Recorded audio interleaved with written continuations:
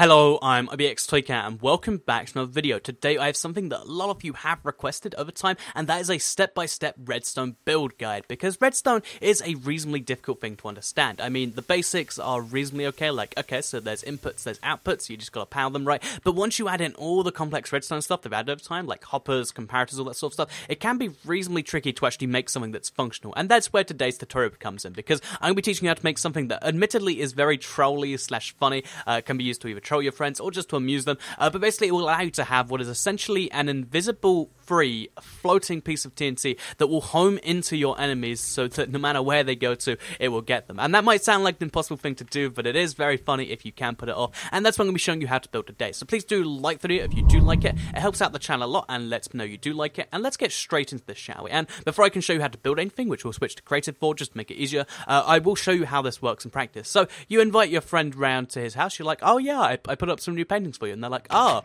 you put up new decorations, oh, that's pretty cool, oh, silly toy cat, he left his bucket here, what a ridiculous thing for him to do. And then before they know it, they're blown up, everything's just destroyed, and it's like, what?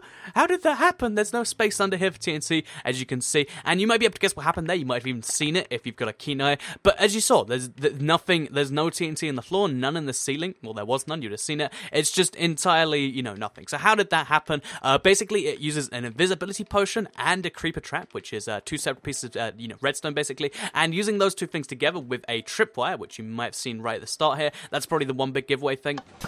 You can actually make invisible creepers, and of course, because they're creepers, as long as they can see a player, they're going to invisibly home towards them. So you won't be able to see them because they're invisible, and they'll just slowly come and get you. You might hear the sound, but if you don't hear the sound in time, everything blows up, and you can blow up your friend's house in the most confusing way possible, because you can be like, I don't know what you're talking about, I don't see any TNT anywhere. So yeah, that's just how this works. Let's show you how to build this, though, rather than just talking about how cool it is, because I really like the idea. Like, I thought then, I was like, would that work? And I did it, and it did. So let's just go into creative, and let's show you how to build this, shall we?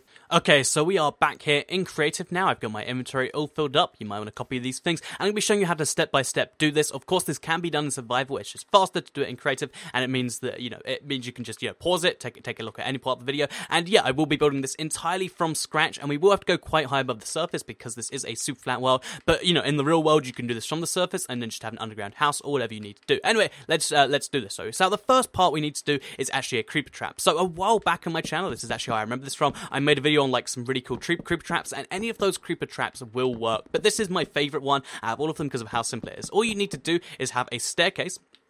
Well, you don't even technically need this, but the staircase, if you want to have, the creeper be at any reasonable level, and you want to have this, like, a few layers up, like, bit like this high up is a little bit too high. I'd say 3 layers is enough, but because we are in a super flat, like I said, we're going to go 5 layers up a staircase, and it's this simple. So it can be staircase made out of anything, and technically you can go without staircase, this just makes it much smoother. Then, at the top of the staircase, you want to have a tiny little hallway, something like this wide. So this is going to be basically how you get the creeper trap, because basically the simple explanation is there is going to be a pressure plate here. That pressure plate will activate a piston just as the creeper is here, make it so that the only way the creeper can get past is through this. And of course, you yourself are going to have to jump over this gap. It's going to be challenging, but yeah, if you don't, you'll fall in and you'll be the creeper trap yourself. So yeah, the way it works is creepers will follow you up there. They'll stand on the thing and they'll go in there. So the way you get the timing just right is you need to be about 0.45 seconds in between when the pressure plate is pressed and when the creeper gets there, because that's roughly how fast the creeper will walk, and if you do that, then that's how it works. So